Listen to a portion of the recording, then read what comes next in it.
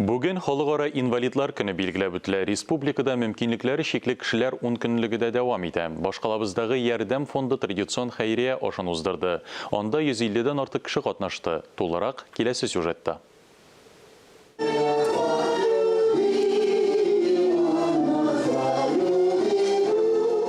Концерт, музыка, тәмле ашамлыклар белән тулы табын.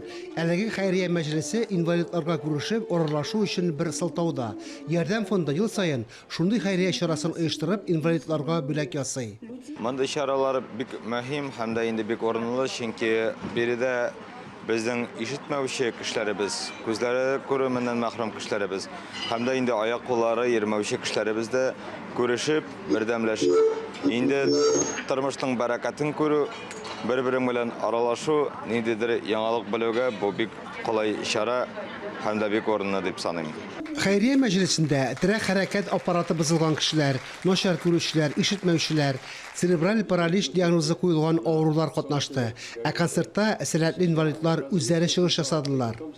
Рәсми мәгълүматларга караганда, Татарстанда мөмкинлекләре чикләнгән 300 меңгә якын кеше яши. Шуларның 16 меңгә якыны балалар. Декада уңаеннан 10 декабрьгә кадәр Татарстанда онлайн, офлайн форматта 500дән артык чара узачак. Ләкин инвалидларның безнең көндәлек игътибарга, кайгыртуга мохтаҗ икәнлеген дә истән чыгармыйк. Фәнис Мөхәммәтов, Алсу Гыйльманова, Ира Хәмидуллин, Татарстан яңалыклары.